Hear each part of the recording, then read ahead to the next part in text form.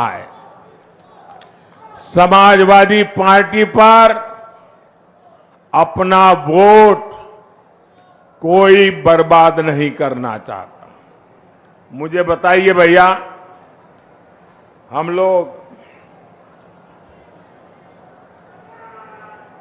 हमारे उत्तर प्रदेश के लोग राजनीति को समझने में बड़े माहिर है। यहां तो गांव का बच्चा भी राजनीति समझ जाता है। कोई समझदार कभी भी, अब मान लीजिए कोई कंपनी डूब रही है तो उस कंपनी का शेयर कोई खरीदेगा क्या? आप बताइए ना, खरीदेगा क्या? 10 रुपए का शेयर भी खरीदेगा क्या? जो डूबता है उसमें कोई पैसा डालेगा क्या? जो डूब रहे हैं उसको कोई वोट देगा क्या?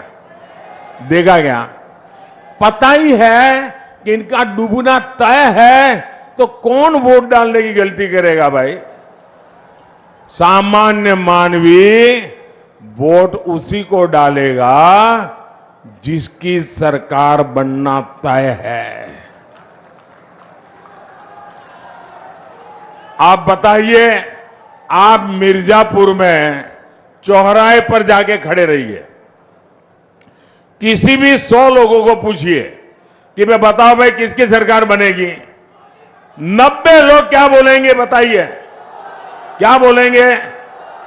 तो फिर वोट उसको ही देना चाहिए, नहीं देना चाहिए? उसको ही देना चाहिए, नहीं देना चाहिए? वोट बर्बाद करना चाहिए क्या? भाई और बहनों, इंडी गठबंधन वालों को देश अच्छी तरह जान गया है। ये लोग गौर सांप्रदायिक हैं, ये लोग गौर जातिवादी हैं, ये लोग गौर परिवारवादी है। जब भी इनकी सरकार बनती है तो इसके आधार पर ही फैसला लेते हैं। अभी देखिए, यहां पर चुनाव हुए, हमारे यादव समाज में इतने होनहार लोग हैं, इतने होनहार लोग हैं, लेकिन उन्होंने अपने परिवार के लोगों को ही टिकट दिया, बाहर के एक भी को नहीं दिया। साथियों, इतने दशकों तक देश ने बम धमाके झेले हैं, आतंकवाद ने सैकड़ों जीवन तबाह किए हैं, और हमारे सपा वाले क्या करते थे? कानून व्यवस्था और समाजवादी पार्टी का 36 का आंकड़ा है। जो आतंकी पकड़े जाते थे उनको भी ये सपा वाले छोड़ देते थे। जो पुलिस अफसर इसमें आनाकानी करता था, सपा सरकार पुलिस वाले को सस्पेंड कर देती थी कि तुमने आतंकवादी को पकड़ा, क्यों, घर जाओ। साथियों, मिर्जापुर को तो इन्होंने बदनाम करके रखा था। इन्होंने पूरे यूपी को, पूर्वांचल को माफिया का सुरक्षित ठिकाना बना दिया था। जीवन हो या जमीन, कब छीन जाए कोई नहीं जानता था।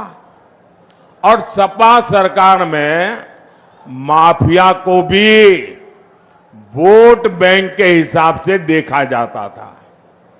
अब ऐसा नहीं है।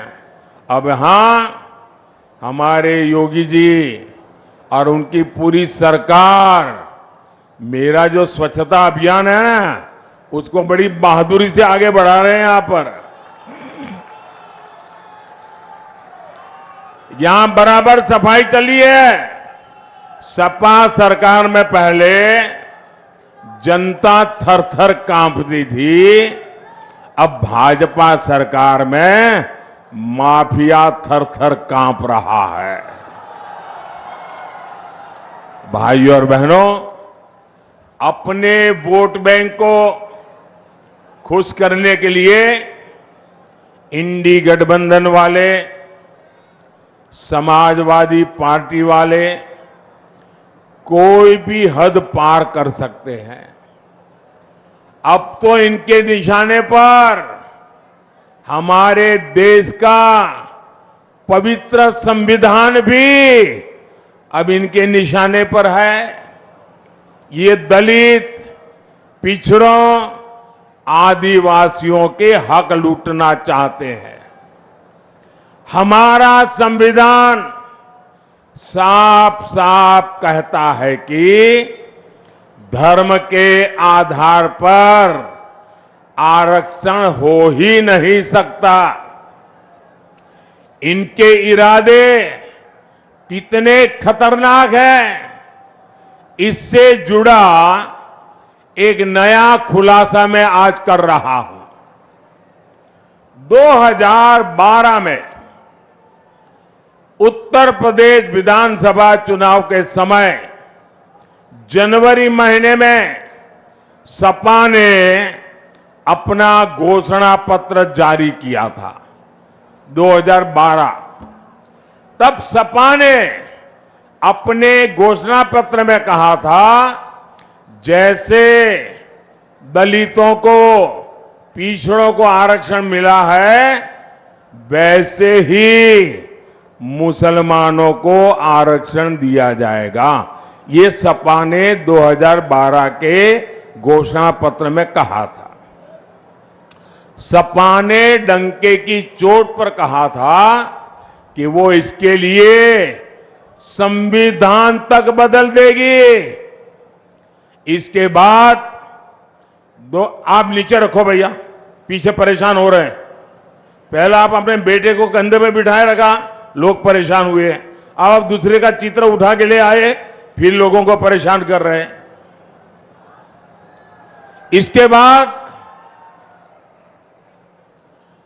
2014 के लोकसभा चुनाव में सपा ने फिर अपना घोषणा पत्र जारी किया।